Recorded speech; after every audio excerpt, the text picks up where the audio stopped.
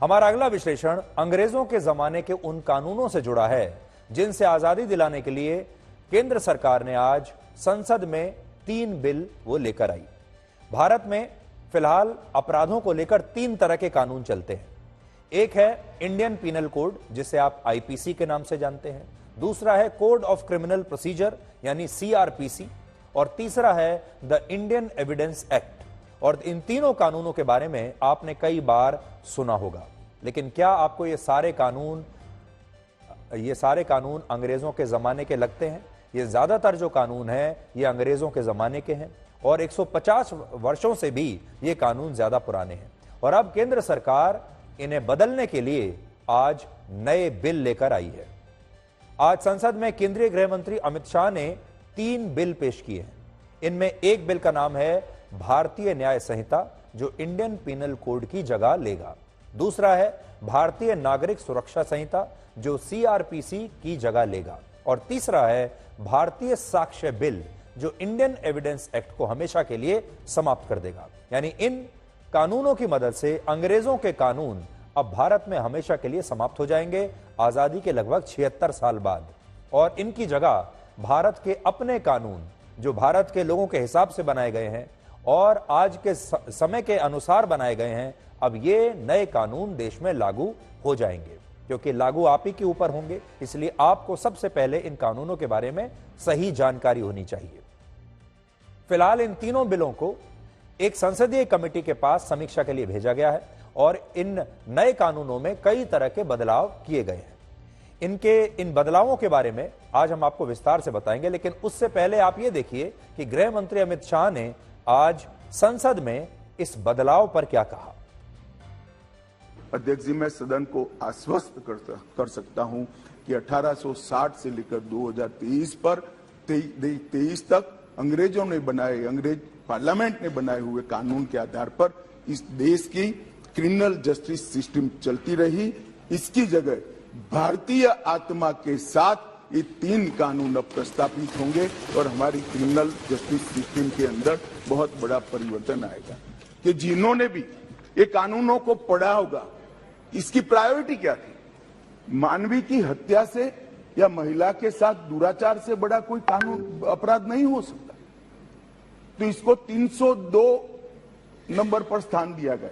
इसके पहले क्या था? राजद्रोह था। इसके पहले क्या था? खजाने की लूट थी। इसके पहले क्या था? शासन के अधिकारी पर हमला था। ये जो अप्रोच है, ये अप्रोच को हम बदल रहे हैं। सबसे पहला चैप्टर इसमें आएगा महिलाओं और बालकों के साथ अपराध।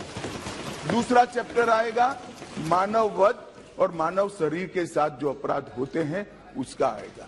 तो हमने शासन की जगह नागरिक को केंद्र में लाने का एक बहुत बड़ा सैद्धांतिक निर्णय कर हम ये कानून लेकर आए हैं। अब अगर ये तीनों नए बिल लागू हो गए, ये कानून बन गए, तो कई अपराधों में सजा की जो रूपरेखा है और उन अपराधों की जो परिभाषा है वो हमेशा के लिए बदल जाएगी। जैसे आईपीसी की जगह लेने वाले नए बिल में राजद्रोह और देशद्रोह के प्रावधानों को पूरी तरह से समाप्त कर दिया जाएगा और इसकी जगह एक नया कानून आएगा जिसमें भारत की एकता, संप्रभुता और अखंडता को खतरे में डालने वाले व्यक्ति के खिलाफ आपराधिक कार्रवाई की जाएगी। और ऐसे मामलों में न्यूनतम सजा जो होगी वो 7 वर्ष की होगी, जबकि मौजूदा कानून में यही सजा 3 वर्ष की है। यानी नया कानून अब और ज्यादा सख्त हो जाएगा, इसका नाम बदल दिया जाएगा, लेकिन इसमें जो भी भारत को कमजोर करने की कोशिश करेगा उसके खिलाफ सख्त कार्रवाई होगी। लेकिन राजद्रोह जो शब्द है, अब राजद्रोह कानून समाप्त हो जाएगा, क्योंकि राजद्रोह जो कानून है वो अंग्रेजों के जमाने में लाया गया था और अंग्रेज जो हैं भारतीयों को दबाने के लिए इस कानून का इस्तेमाल करते थे। इसके अलावा नए कानून में आतंकवाद के मामलों में मौत की सजा के प्रावधान को जोड़ा जाएगा। लापरवाही के मामलों में अधिकतम सजा 2 साल से बढ़ाकर 7 साल हो जाएगी। यानी जो लोग रॉन्ग साइड ड्राइविंग करके किसी की जान ले लेते हैं, ये आपके लिए खास तौर पर है। हमारे देश में लोगों ने रॉन्ग साइड ड्राइविंग को स्वीकार कर लिया है। लोग खुद भी रॉन्ग साइड ड्राइविंग करते हैं और जो सामने से कर रहे होते हैं उन्हें भी रोकते नहीं है। अब ये आम बात हो गई है। लेकिन अगर आपने रॉन्ग साइड ड्राइविंग की और उसकी वजह से कोई व्यक्ति मारा गया तो अब 7 साल तक की सजा आपको हो सकती है। जो रॉन्ग साइड ड्राइविंग करने वाले लोग हैं वो इस बात को अच्छी तरह से नोट कर लें, उनके परिवार वाले भी अच्छी तरह से नोट कर लें, क्योंकि आपके परिवार में अगर कोई ऐसा सदस्य है जो रॉन्ग साइड ड्राइविंग करता है और अगर उसके हाथों कोई व्यक्ति मारा जाता है सड़क पर, तो आपका वो परिवार का व्यक्ति 7 साल के लिए जेल चला जाएगा।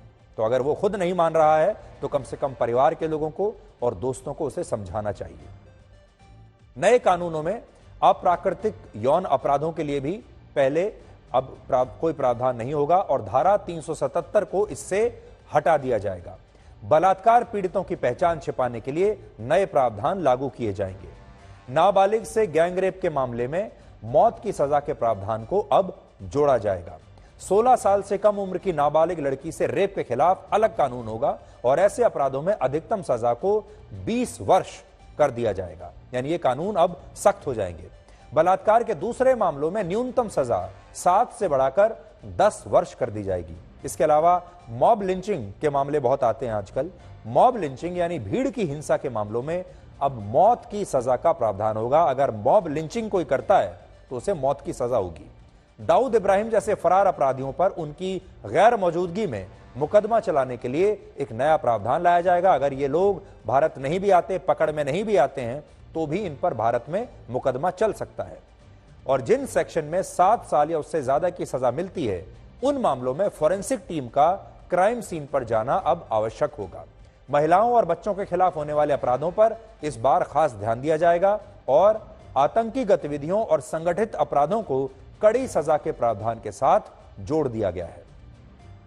एक और बहुत खास बात, गलत पहचान बताकर यौन संबंध बनाने को अब अपराध की श्रेणी में रखा जाएगा। इसे अपराध माना जाएगा, यानी जो लोग अपना नाम और अपना धर्म बदलकर लड़कियों को धोखा देते हैं, ऐसे मामलों को अब अपराध माना जाएगा। सरकार ने कहीं भी लव जिहाद का नाम तो नहीं लिया है, लेकिन आजकल आपने देखा होगा देश में बड़ी संख्या में ऐसे मामले आ रहे हैं जहां जो लड़का है वो अपना नाम बदल लेता है, अपना धर्म बदल लेता है, फिर किसी लड़की से दोस्ती कर लेता है और फिर लड़की का शोषण करता है, उसे ब्लैकमेल करता है।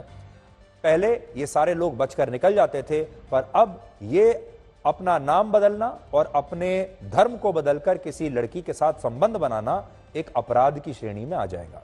सजा के रूप में सामुदायिक सेवा की शुरुआत अब हमारे देश में होगी और वैवाहिक बलात्कार को नए कानूनों में भी अपराध नहीं माना जाएगा। इन तमाम कानूनों के साथ भारत सरकार एक और बिल लेकर आई है जो कल राज्यसभा में पेश हुआ और यह बिल इसलिए लाया गया है ताकि भारत के मुख्य चुनाव आयुक्त और निर्वाचन आयुक्त की चयन प्रक्रिया को पूरी तरह से स्पष्ट किया जा सके।